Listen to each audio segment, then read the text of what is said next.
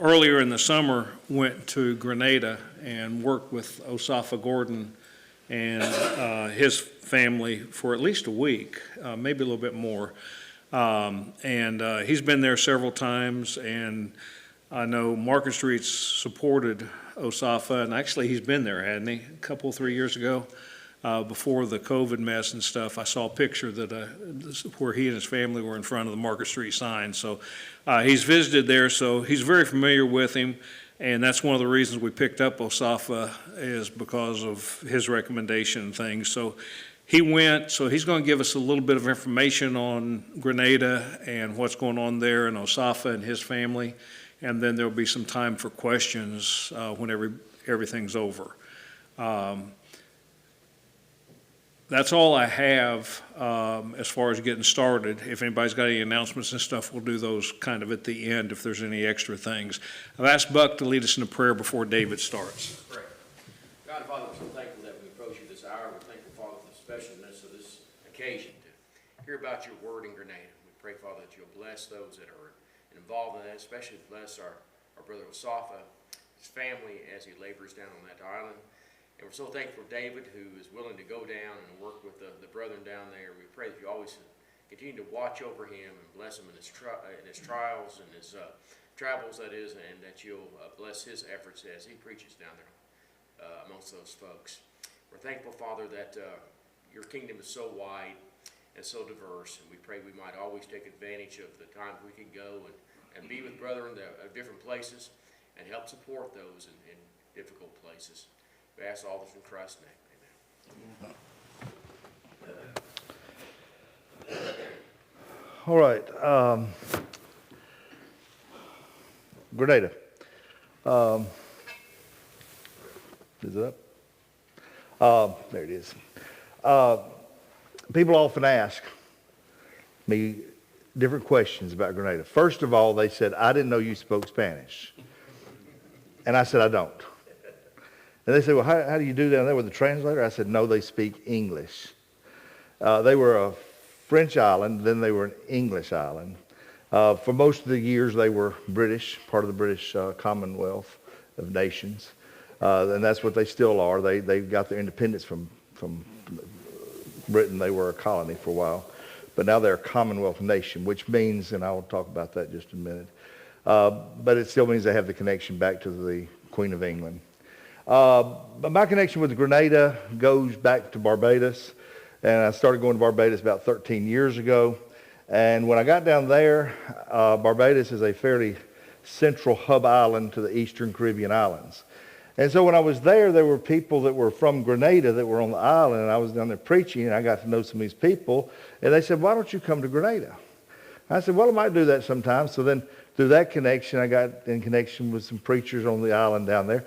And so I got to know these people. Whether it's a preacher that Market Street had supported for a number of years back in the past, Ernest Roberts. And he was the man who started the work in Grenada. He was the one who baptized the first converts there. And so that would have been 1970. So you think about that and you think, well, really, these are infants in a way when we think about church history and you think about how long people have been Christians. Well, that's only 51 years. And so there are a lot of things that when you go down there and you preach to them, you think, well, if you get into this idea that, okay, it's this way it always is because this way it is here and we understand this and it's, we're in the South and we're in Limestone County and we got it all. Well, that's probably not the way it's going to be down there. And they don't know a lot of things, and so there are going to be some things that are going to be peculiar to the cultural part of that, but then partly they're just trying to learn. And so what I've done in Grenada, Barbados, and then in Grenada too, is trying to work with the people that are there and the churches that are there. One connection I had is Mark McQuarrie, who is at Douglas Hills in Louisville, Kentucky, works with Paul Earnhardt there. They have supported Ernest Roberts too for a number of years, and they have continued to even to the present.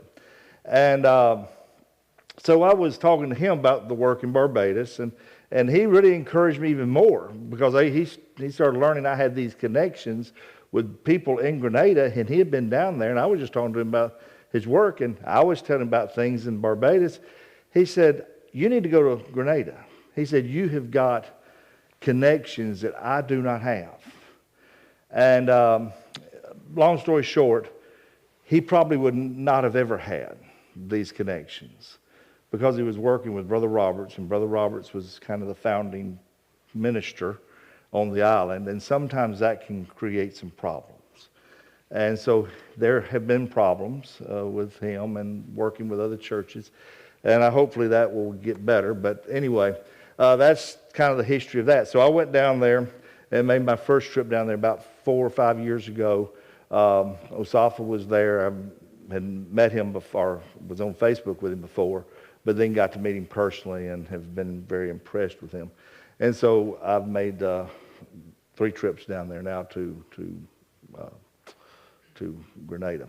All right, so here we have the is this working? Oh, flip the other button. Oh, is it opposite? Oh, I've got to turn the wrong way then. Let's do it this way then. Okay, that's the problem. All right, when you look at Grenada, there are 6 parishes. Parishes are what we would kind of call counties, but understand Grenada's land area, and I'll get to this in a minute. I guess I should have had this on this slide. Their land area is about half the size of Limestone County. It's really a little less than that. But it's divided into 6 parishes. It's a very mountainous island. It takes a long time to get around the island. It takes a long time to get from St. George's to Mount Granby, and you'll see that on a map in just a little bit. But it is a populated island. Matter of fact, let me just go on to the next slide. I think it will tell this here. 112,000 people live on this island, half the size of Limestone County, but the population is actually a little more. So you think about how many people that is. And then you think about the island, and a lot of the island is really not livable. I mean, some of it's mountainous, very mountainous. You're on bluffs. You can't live on these bluffs. But they do build houses on the side of bluffs pretty good. I mean, they do really well. But when you get to a place, they are packed in. St. George's is the capital city, and that's really what is pictured right here that you see. I'm going to point the other way here. Right here. This is a carnage. This would be St. George's, the capital city. And this is from the back of Archibald Avenue's church building. Matter of fact, when you're there at the building and you look out the windows at the side, this is what you're going to see. Now, you know, when I go there and I'm looking at these windows and I'm looking out there, I'm thinking, okay, nobody's going to be paying attention to me preaching with this view out the window. They don't even notice the view. The windows are open for airflow. They're not looking out the window. They're paying attention to what you're saying. You know, Americans are looking at that view, but not them. So what we find is the capital city is a busy place. They're busy. They've got all kind of businesses there. 36,000 of the people on that island live in that city. This is where the church at Archibald Avenue is located. We have pictured here the hospital, the hospital. It looks pretty good. If you look at that hospital, you think, that doesn't look too bad. Okay, well, that's the outside of it. The inside of it, really don't have rooms. They have wards, pretty much is the way it is. They have bed to bed to bed, like much of the old hospitals that we would have remembered in our country. The health care is not good in Grenada. They will tell you that if you go to the hospital, pretty much you go there and either you get well or you die. There's just not a lot of health care. As a matter of fact, since we have come back, Grenada has been hit with a bad case of the COVID virus spread. As a matter of fact, for the last 4 Sundays, they have not been able to assemble. They've been curfewed. Their curfew starts at 5 o'clock on Friday evening and ends on 5 o'clock Monday morning, which means they can't go to church. They can't get out after 5 o'clock during the week. They have to get home. So at 5 o'clock, they've got to be going home. And if they're on their way home, they're fine. but they've got to be in. By 6 o'clock, no one should be on the road, even during the week. So what happens is they have no midweek Bible study that they have right now. They have no worship services. So they're doing a lot of Zoom stuff and stuff that we've all been kind of doing here in our country. How long that will be, we don't know. I talked to Osafa today and asked him, I said, how's the COVID cases going? He said, well, they're in the 90s today. He said, so they're coming down. They've been over the hundreds, close to 200 a day. Prior to our going down there, they had only been like, as far as the island goes spread, there had only been like 19 cases the whole time. They had not had any spread. And I think and I won't get into that, I think there's some reasons why that's the case. If you don't know what I think my reasons were, I can tell you. But what happened is they have a thing called carnival in the islands, in the Eastern Caribbean. All these islands have these carnivals. And so their carnival was like the week we left. And so that week the government kept saying, do not have carnival. You're not to be out, not to be celebrating, doing this carnival stuff. Well, they got out and did all that anyway. And so people from other islands came into the island, and so it just kind of created a real problem for them. Matter of fact, they've got a member of the church that's in the hospital right now. That hospital I just showed you, Sister Mary, she is not doing well. They basically have told them, said, we're going to put her on a drip, and we're not going to put her on a ventilator. We're not going to waste our ventilator for her. And she's in her 50s, and they're basically just saying, you know, she's either going to come out of this or she's going to die. And that's sad. Now, if they can get her into a private hospital, there is a private hospital. If they can afford to get the money together and put her in a private hospital, they can get her in there and she can get some care there. This right here is the St. George's University. This is an interesting thing because this is a American medical school on this island with this bad health care I've just been talking to you about. But the students that go to this university here are not allowed to get out and go into the hospital. The university does not want the students going into that hospital and working and practicing. The reason why is because the hospital is so far back in the way they do things. They said it would absolutely not be any help to them in their residencies or anything like that. It would really be worse for them to go in. So the university just says absolutely not. Now, the university will sometimes hold health clinics, health fairs, that kind of thing. And when they do that, it's like all of a sudden they've got American medical attention, and they can go down there and they can get diagnosis for different things. They can get, medicines that they need. And it's really a great thing for them to do that. But that just handles a few little things. It doesn't really give them long-term care at all for any real serious problems like COVID or cancers and that kind of thing. The American Medical University is, you think about St. George University there, you may remember that. In 1983, there was an invasion of Grenada. Some of you may remember that invasion. It was Operation Urgent Fury. And the day they invaded was October 25th, 1983. Well, today, October 25th in Grenada is their Thanksgiving Day. The first time I went down there, I was down there in October, and I happened to be down there on October 25th. And I didn't know, I had not paid attention to that day. I knew that they had invaded, and I knew that it was in the fall, but I didn't remember the date. And they said, Wednesday's going to be Thanksgiving. I said, oh, really, it is? They said, yes. And then they started telling me, this is the day that the U.S. invaded Grenada.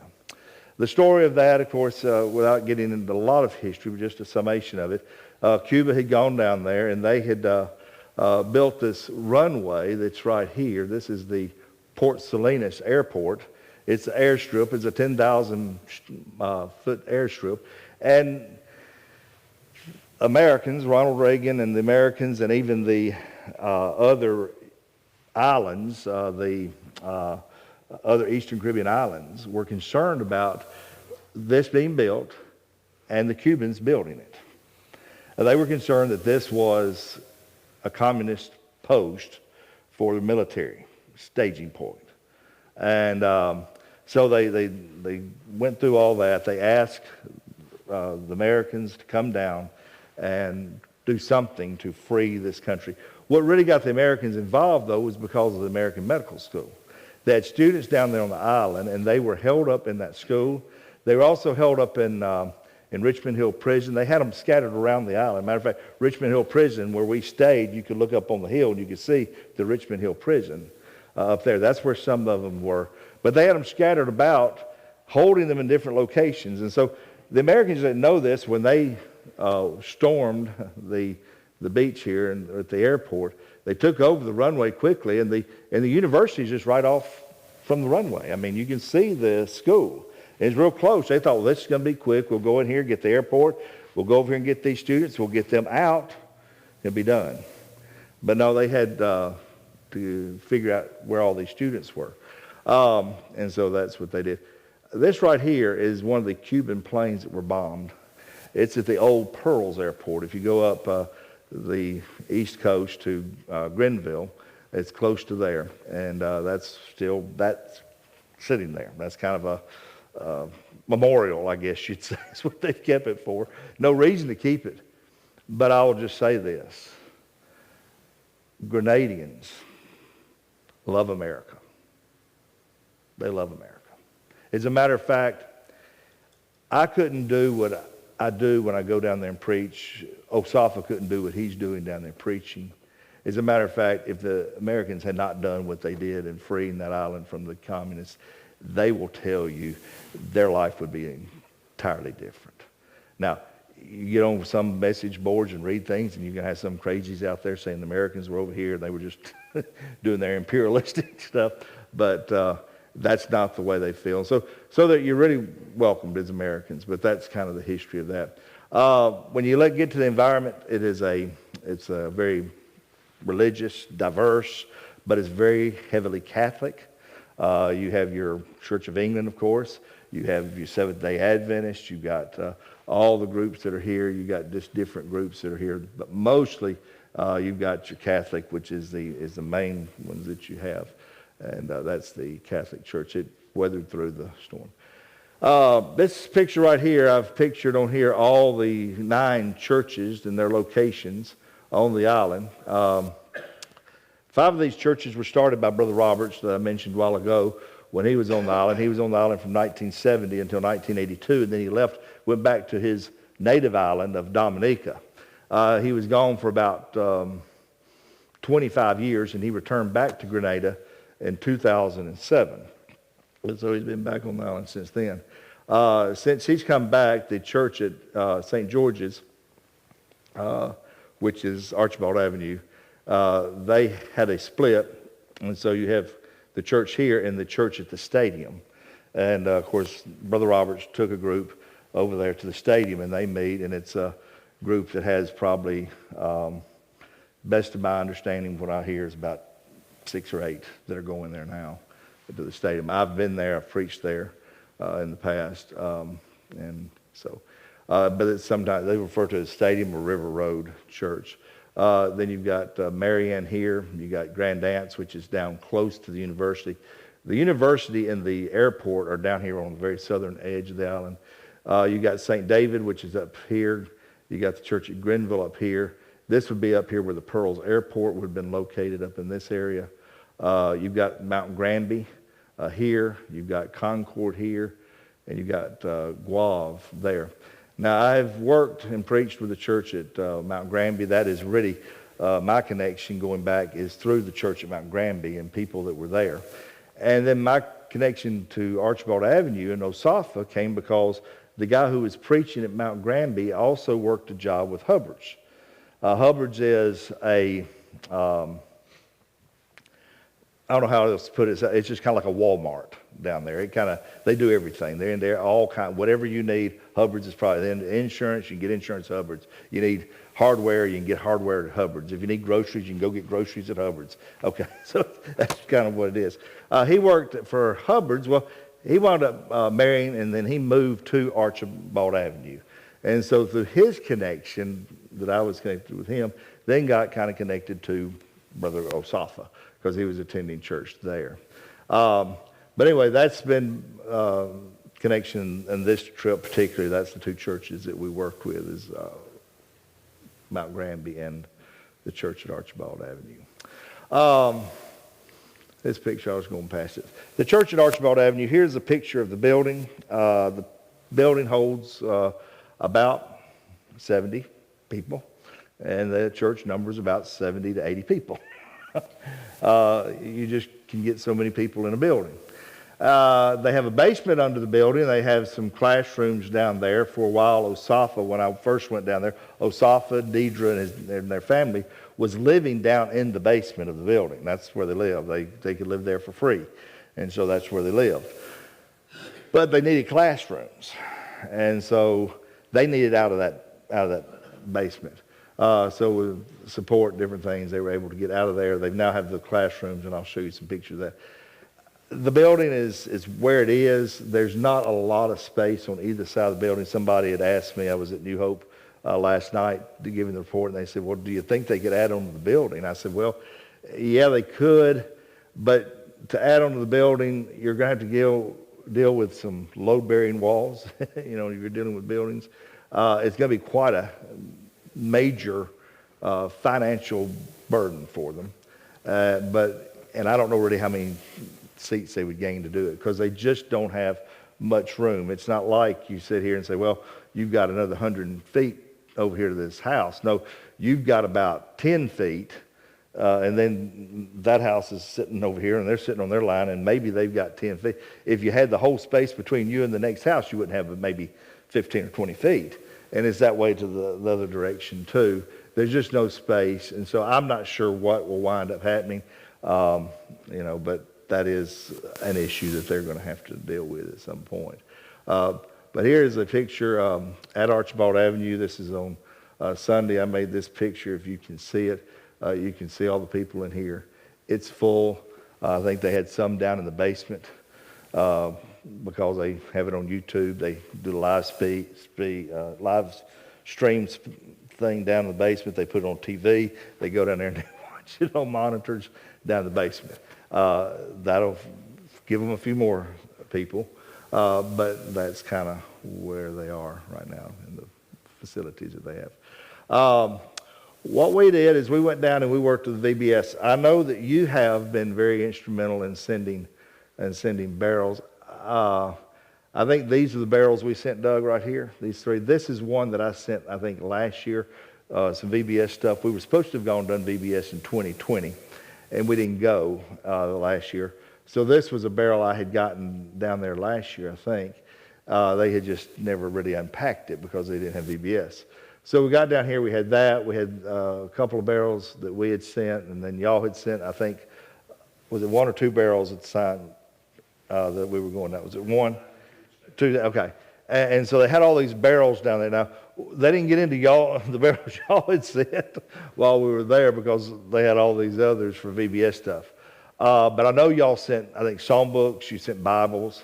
They need that. As a matter of fact, we sent a bunch of Bibles too in one of the barrels, and our different parts of the barrels. We would do so much stuff we'd put in, then we'd just pack it as tight as we could with Bibles. They always need Bibles. I mean, I don't know how many Bibles they would give away that week. Somebody comes to VBS, they don't have a Bible. But here's a Bible, and you're giving them a fairly nice thing, and so they're proud to have those Bibles. This is actually down in the basement. This actually used to be where Osaf and them lived. That's why you've got these cabinets here like this. That's because that's where their kitchen was, obviously. They don't use it as a kitchen now. They use it as a classroom, and kind of use this to store their Bible class stuff that they do have, their Bibles and things like that they'll put in these cabinets. But anyway, you see all these books and things stacked up here. Here's Carrie here, my wife, and Deidre and Sister Libla are there, I believe. And they're going through the materials. This was a thing where, and I'm make this point, when we were going down to do the VBS, initially we were going down with Carrie And then a family from Anderson was going to go, and she was going to teach class. And then one of the elders' wives was going to teach class. And so we had all these people going. And then Deidre was going to teach class. And so we had all 4 classes taken care of. There was a guy from Anderson going, one of the elders going from Anderson. I was going, Osaf was going. We were going to take care of the teenage class. Well, we didn't go last year. COVID like it is. The family that was going to go decided, well, they couldn't get the vaccines. And if you don't get a vaccine, you have to quarantine for a week. So that basically throws you out of going pretty much to do any kind of work down there. So they were not going to be able to go this year. And so I talked to Osaf. I said, okay, we're going to have to tighten this thing up a little bit. And I've always said that, and this is true with Barbados as well as Grenada, and that is, what I want to go down and do is help the brethren down there. I don't go down there with the idea of taking over. I go down there to help them do their work. It's their work, and they've got to continue the work when I'm gone. And so I'm glad to help them to get a VBS. I'm glad to take a group down there and do a VBS for them. But if they've got people capable of doing it, I've always said I would rather you do it. And so I talked to Osafa about that. And, of course, we had the group going. But when they started falling out, I said, Osafa, I said, you've got some ladies down there. He said, oh, yeah, we got ladies that want to help. I said, I think you've got ladies down there that can teach. I said, talk to them and see if they're willing to teach class. I said, Carrie's going to come. Sissy's going to come. They can kind of help them organize and help them learn to teach the class. If they have any questions, anything, they're there. And Deidre, of course, is a very good teacher as well. And so that was kind of our plan. Well, then the Clemens, the day before leaving to go, she winds up with a back problem. She winds up at the hospital in Huntsville. And so they can't go. So all of a sudden now we're thrown into a thing of, oh, we ain't got another teacher going out. But they did fine. These ladies at Archibald Avenue just jumped in there. Carrie went over the lessons with them. Of course, Deidre had already gotten the lessons. She had already kind of been familiarizing herself with it. That VBS went off fine. Somebody asked me the other day, they said, well, I'm going to go with you this next year to VBS. You going down there? I said, I'm not planning on going down there and doing a VBS at Archibald Avenue this year. I said, they can do that. I'll go down and help them do what else they need to do. But as far as doing a VBS at Archibald Avenue, I just think really they're capable of. Now, putting the material together might be something they need help with. But the VBS is something I think they can take care of, and they did almost this year themselves anyway.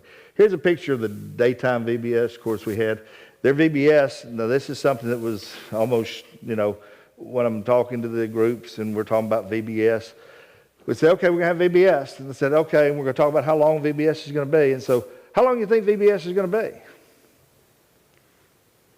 How long do you want VBS to be? How long do we have VBS?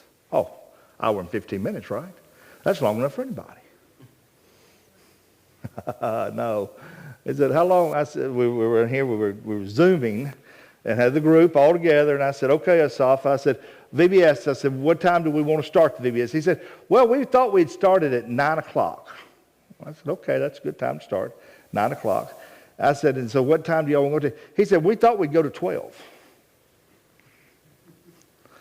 I thought all of a sudden the people that are sitting here with me and zooming with me from the stage, all of a sudden I'm sitting there thinking, I'm going to get them up off the floor. We got a 3-hour VBS. And they're sitting there thinking, oh. And so I said, okay. We talked about it after we got off. I said, now listen, it's their VBS. I want them to do what they want to do on their VBS. I said, we'll adjust. I said, now y'all can think about the way we do VBS because we only have an hour.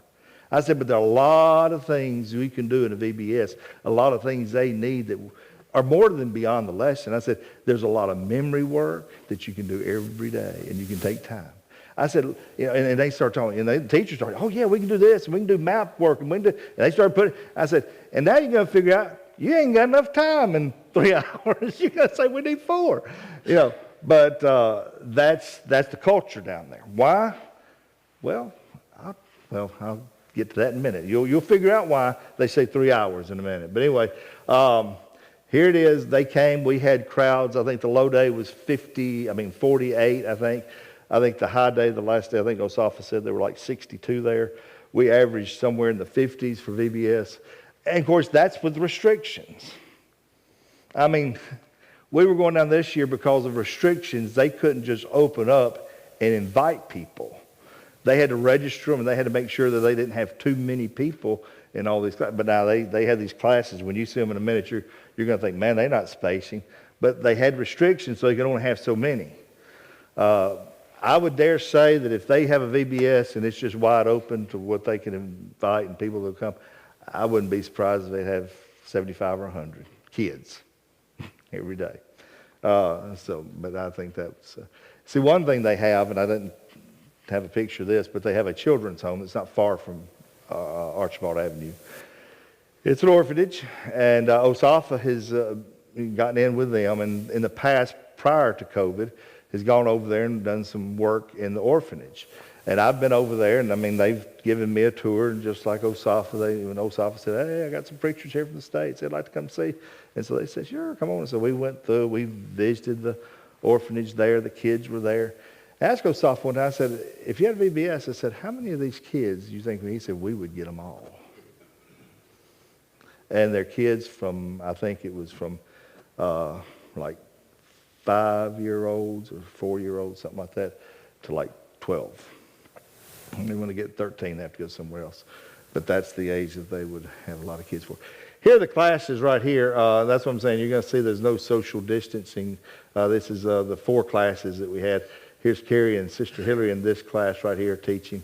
They taught, I think, the like 4 or 5-year-olds, something like that. Then you have Sister Mitchell, Sister Liblaw, and then their 8 to 10-year-old, I think, class. And then you have the class that Deidre taught, and I think it was the 10 to 12-year-old class. Then you have OSAFA here one day. This was the day he taught, had this picture made, and this would be the teenage class, 13 and up. And we had that class, the teenage class, started, I think, the first day with like 9 in the class, 9 students. And I think we got up to like 16 students in that class one day, VBS. But anyway, this right here, okay. This right here is another picture of classes. And I'll show you this picture because there's 2 people I want to point out. This little girl right here, her name is Royalty. And I don't know if any of you watched my wife's post while we were down there, but she'd talk about Royalty on her post. She was in her class. She was from Mount Granby, the place where I held a meeting at the end of the VBS. I held a meeting at Mount Granby on this trip. She doesn't come from a family that's members of the church. They just family that lives in the community. But Brother Bascom was coming to VBS, and he was going to bring some kids from Mount Granby, the church there. And so he just asked, would you want to come to VBS? I said, sure. So he loaded up his van, which is not a big van. We're talking about a little Suzuki type minivan, if you know what I'm talking about. They're tight. But he had packed that thing with about 10 or 12 kids from Mount Granby. Mount Granby, you saw it on the map a while ago. You saw about halfway up the island. I allow an hour to get from St. George's to Mount Granby. And that's what he was driving. And, you know, if Carrie was here, she could tell you about the road going to Mount Granby. It is tough. The main road was closed, so it really made it tough. You go up over these mountains, back down. Carrie said, I can't believe he drives a bus or a van with 10 or 12 kids in it. I said, Carrie, they don't even think about it here. These mountains don't mean a thing to them. But she came, and then when we got to the meeting, when the VBS was over, we went, met the mother, and then invited her to come to the meeting. They came to the meeting the 3 nights, Sunday night, Monday night, and Tuesday night, and then the meeting ended. This little fellow right here, his name is Azari. He lives next door to the Archibald Avenue church building. If you're looking at the building a while ago, when you looked at it, they would live to the left of the building if you're looking at the front of the building. Azari doesn't go to church there, but they invited him to come to VBS, and he came every day. And he was not happy when VBS was over because he wanted to come back to VBS, but VBS was over. So he can come next year. But then, of course, Osafa was saying, if you want to come to Bible class, we have Bible classes every Sunday and every Wednesday. And if you're not going to Bible class, you come back and come to our Bible classes on Sunday and Wednesday. Well, after the VBS, on the Sunday after VBS, I wasn't there because I was in the meeting about Grandview. But he was there, and his mother was there. And so I've asked Osafa several. I said, how's Azari? They said, they're here. They were coming all the time. I said, well, that's good. And he said, I've talked to them about Bible study. And he says, I think she's going to study. She was interested. I'll tell this story. When the COVID hit, though, and they were shut down, that first week, they were kind of at the last minute making the decision to close down and shut everybody in for the weekend. So they weren't sure if that was going to be the weekend that it actually started. They announced that they were going to do it, but they really kind of announced that this is what they were going to do going forward. But they were already in the weekend. Well, when it got to Sunday, they said, no, we're in the middle of this. Y'all can't meet this week either. So they couldn't meet. Well, Osafa went to the building just in case some people showed up, not knowing that they couldn't be there. And so Azari came over to the building for Bible study. He said when he got there, he said he started crying because he wanted to go to Bible class. And I told Osafa, I said, well, isn't that nice to know that you've got somebody who's got such a tender heart that when you say you can't study the Bible today because they won't let us, he starts crying. I said, I'd like to think that would be the case with all of us. But I'm afraid there may have been too many people through all this COVID business we've been through that when all of a sudden they said, oh, can't go to church anymore. There were too many people that said, all right, we got a weekend off. It's sad to say. But I just say we need a heart like that. And I'll tell you, that story, what he told me, he's never heard the story of Mark White, but many of you probably have heard the story of Mark White and going to Vacation Bible School at Market Street years ago. If you haven't heard that story, I'm not going to tell it now. Ask Mark about it sometime. Let him tell you about that. That reminded me so much of that. Make sure with Mark White you're talking. Yeah, Mark White. Yeah, Mark White, the preacher in Texas. Yeah, Mark W. White. Yeah, that's right. You point that. All right. Yeah, there's another one. That's right. That's right. Anyway, that's VBS. The radio program, I don't know if y'all are familiar with the radio program that Archibald Avenue has. They started this back in, I guess it's the 1st of May. One day Osafa called me. It was, I think, a Friday morning or something. He said, Brother Cox. I said, yes.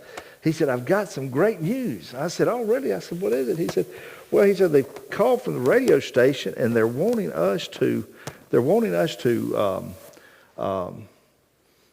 put a radio program on.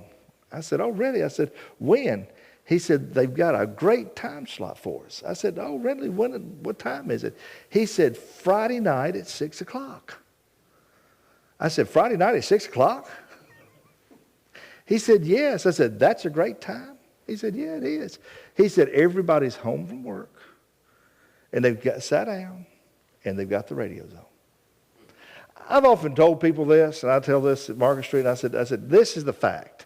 And I tell people, I said, going to places like that, sometimes like going back in time. If you can just go back in your mind back to the 50s in the States, sometimes some of the things that go on in our 50s are kind of what you see, or 60s, kind of what's happening. People's lives are slower.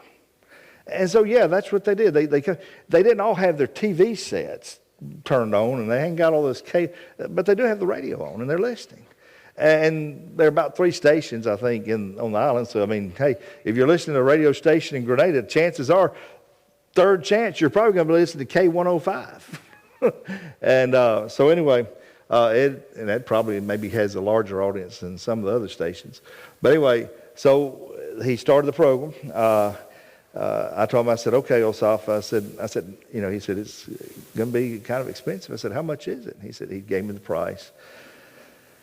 And I figured that up, and I thought, Market Street has a radio program every week, 30 minutes on WVNN on Sunday morning at 8:30.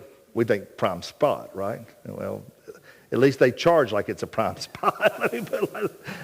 I thought we could buy 3 radio programs in Grenada and have money left over for what they're charging for that one slot. And how long is this slot? Well, they're on about 45 minutes. He said an hour, but I think they usually just go about 40 minutes, 45. So anyway, we got down there to the island. So I told him, I said,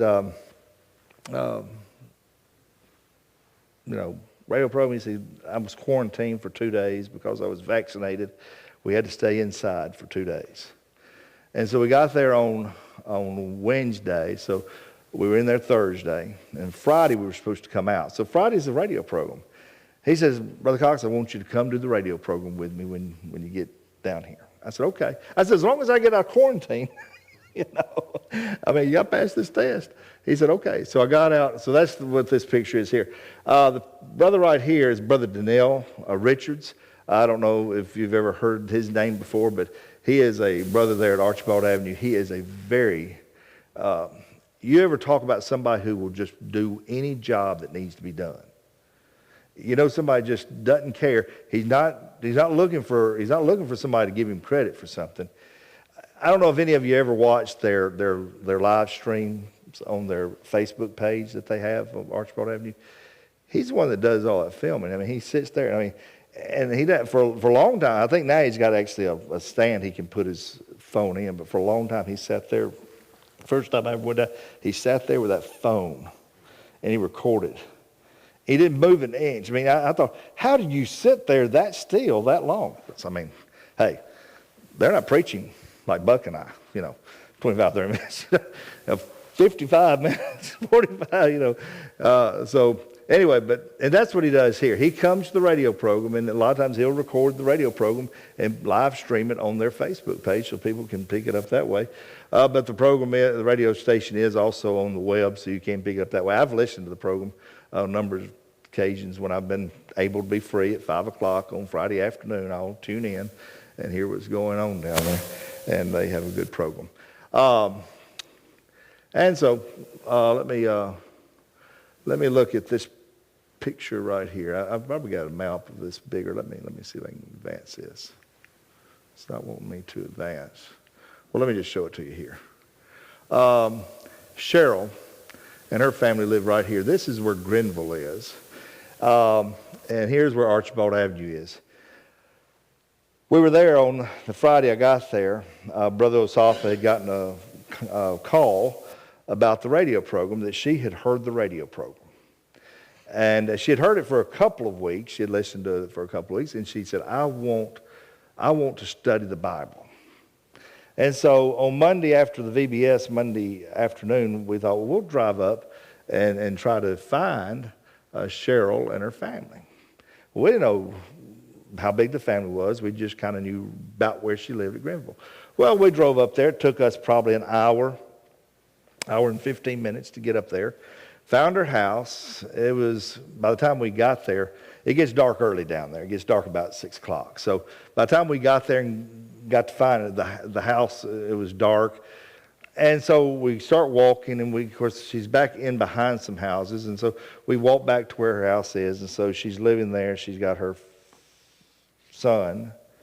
She's got her daughter-in-law, her grandbaby. I guess her son wasn't there. He was, I guess, away from home. She had another daughter and her baby, and I guess her son-in-law and her husband, and all these people living in this house. Well, we talked with them for a while and talked to them about different things. And so Osafa just said, well, we'd like for you to come to church sometime. She said, we'd love to come to church. And he said, okay. He said, we'll have to make arrangements. Do you have transportation? She said, no. He said, well, we'll make arrangements to get you picked up then. So somebody's going to go pick them up, an hour and 15 minutes, bring them to church, and then take them back home. Now, that's quite a bit of time. But it's bringing a family to church. Well, they've come to church several times since that. And can you advance this for me back there? I think it's, I don't know, my pointer's working, but maybe, is there a way to cut this thing off? Maybe I've cut it off. I don't know. Yeah, advance it one more slide. Let me just go ahead and advance. Maybe, okay, right here. This is the bus. How do you get a family from Grenville to Archibald Avenue? Well, they've got this van right here. You've got Chris right here, who is the bus driver. He's a bus driver that OSAFA has hired. OSAFA pays him $100 a month, EC, to drive this bus and to go pick up people and bring to church. The bus OSAFA owns.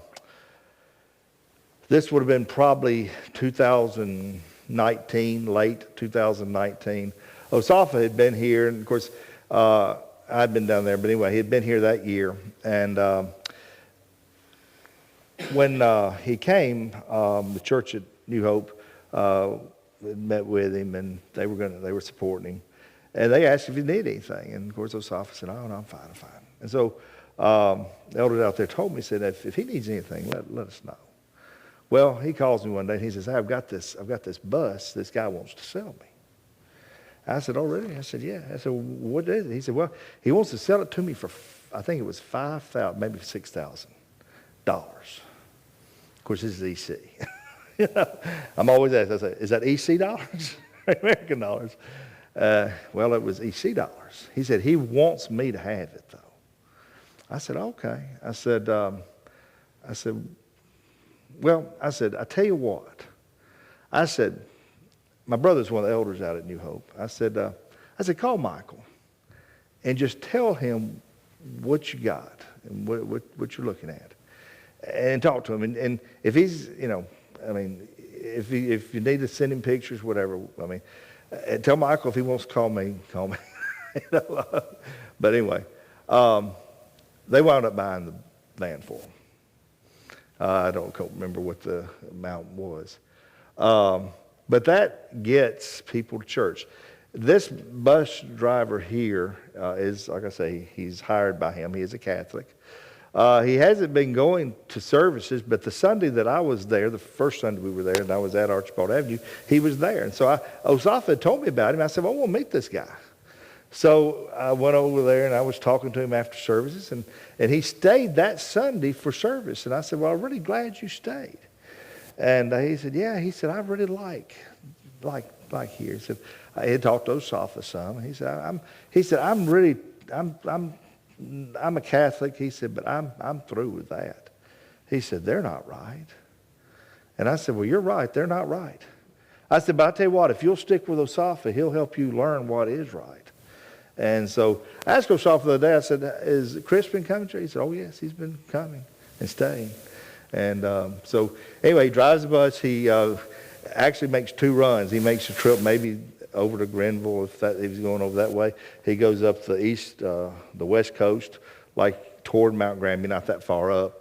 But he'll pick up different ones that don't have transportation because people just don't have cars. They rely on public transportation. On Sundays, public transportation doesn't run because it's Sunday. They don't run on Sunday. They take the day off. It's Sunday. You go, huh? Yeah, you go to church on Sunday. Okay, if you advance it again for me, I'm sorry about this. This slide right here, I won't go through all this. I've circled some things. Advance it one more slide for me. But I've circled some names. I've circled this, of course, Cheryl. I've talked about that. Carlene and her family, they're from, go back here a minute. Carlene and her family right here, they're Mount Granby. That's the one I was telling you about, Royalty, who was there. That's the mother. Carlene is the mother. Her children is Royalty, and then she has a little son, and I think I've got a picture of him in a minute up here. His name Alex. And they came to VBS every day, and so we went, had Bible study with her.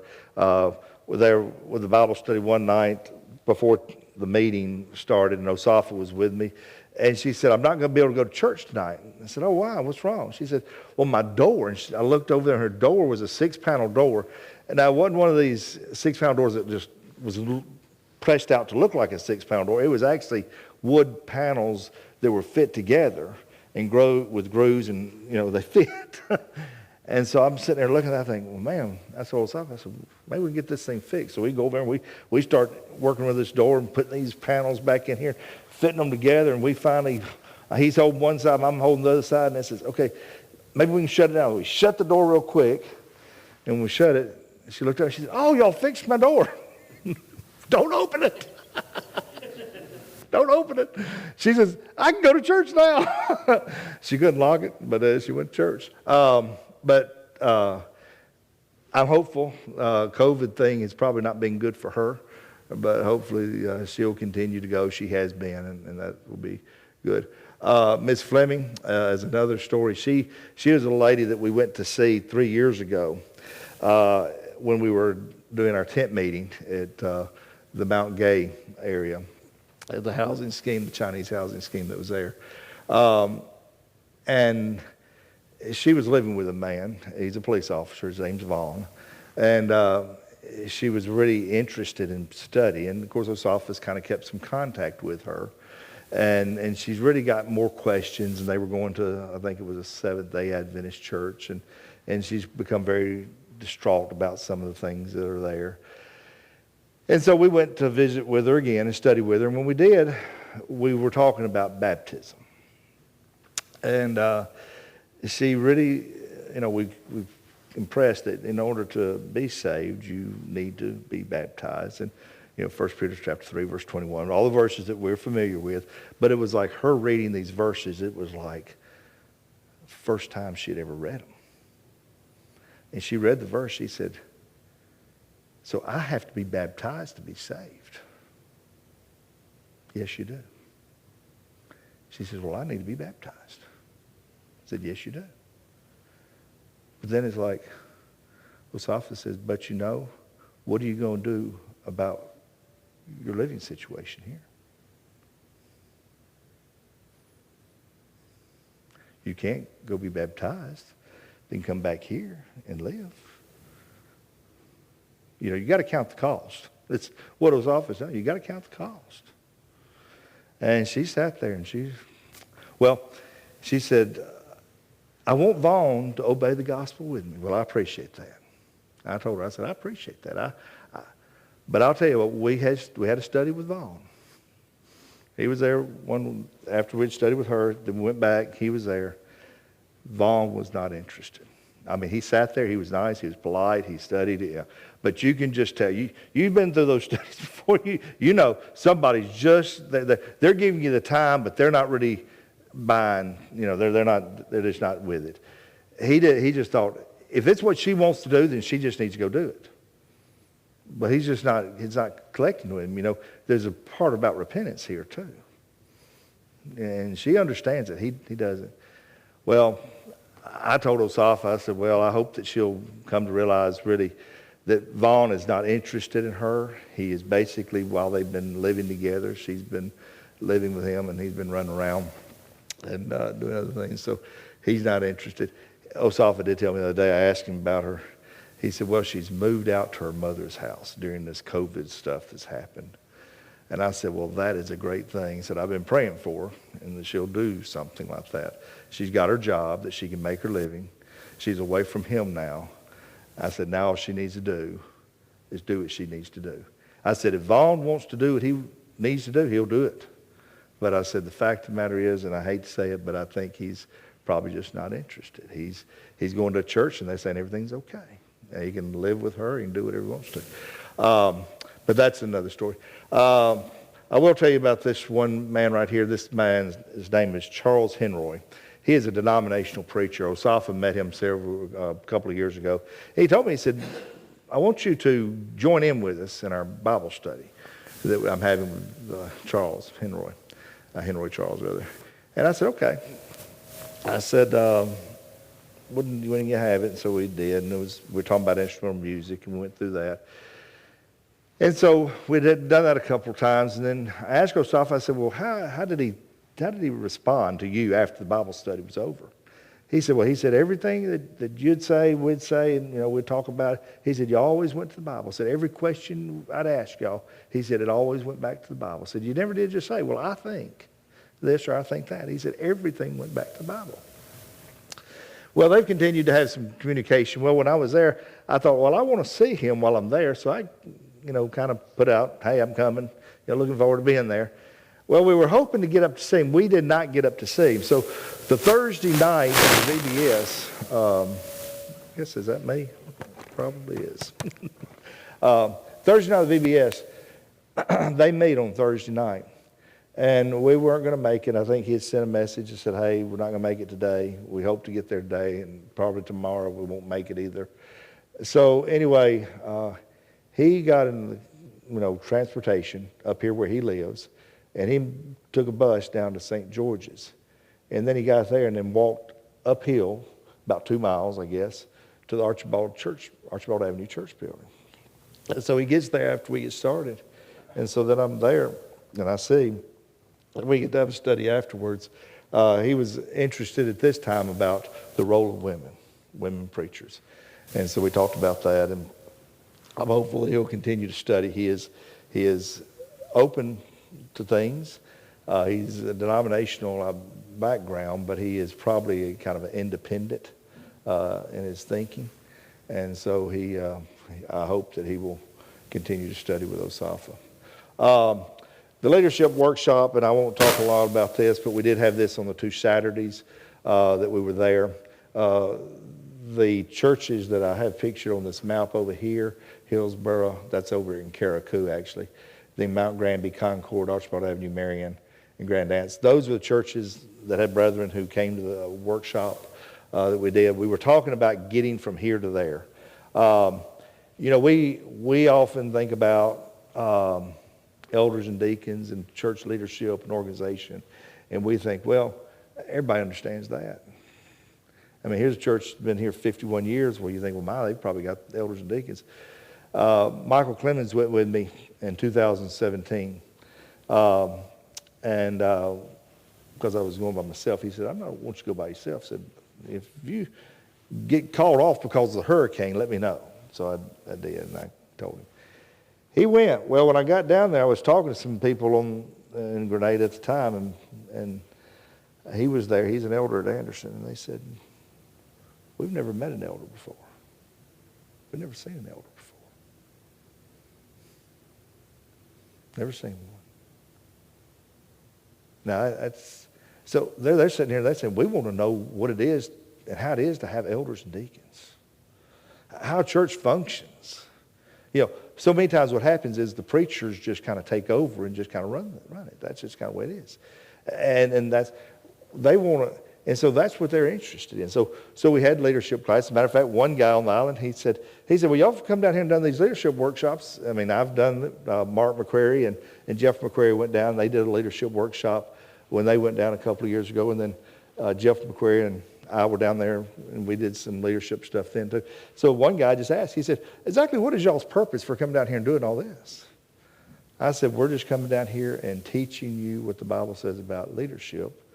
And I said, that's what we've been asked to do. I said, we have no motive. We're not trying to do anything to you.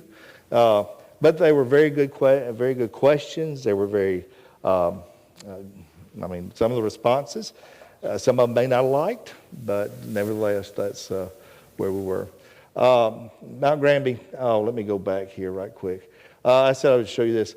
This is, I told you, Carlene's children. This is Alex. This is Royalty, their brother and sister. He did not break his arm in VBS. I do tell people that. He does have a broken arm there. He did break it that week, but it was not on our time. It was on his mother's time. And so, anyway, and so that was at the meeting at Mount Granby. And this is their building that we had pictured there. Here's a picture of Osafa. I basically had this picture from Market Street when they were there a couple of years ago, just so the people at Market Street would see how the girls have grown and all that. But now, just to sum this up in the end and just leave it, and that is that if you want to think about a man you're supporting and you want to think about, is this man really doing the work? I want to tell you, Osafa Gordon is doing the work. He's not sitting around the house waiting for the paint to dry. He's not sitting there watching TV. He's not sitting there on the internet all day long. he's busy working. And I talk to him pretty regular. He calls me, or if I need to say, I'll call him maybe. But just about all the time, if I call him, a lot of times he won't answer because he's not somewhere where he can talk because he's not on Wi-Fi. He likes to make internet phone calls, so he'll call me back. And then a lot of times I'll say, "Are you where you can talk?" Or he call you back. He says, "Call me back." That means he's having to pay the dime. I said, "Well, I'll pay you. I'll call you." All right. That's about it. I could tell you a whole lot more. I feel like the Hebrew writer who says, time would fail me to tell. There's a lot of things I could tell you, but I think that's probably more than you can probably digest in one sitting. But I want you to have the background kind of the work. Anybody got any questions, anything that I did not make clear that I need to, or something that's puzzled you or bothering you about this at all? When's your next trip? Probably next year. I mean, COVID is going to affect a lot of things. I probably will plan to go back next year. Yeah. Barbados, I think, will be taken care of. I don't think I'll go to Barbados next year because everybody's been going down there has been put off, and so they're kind of lining up for Barbados. So I don't think, and that's another story altogether with that.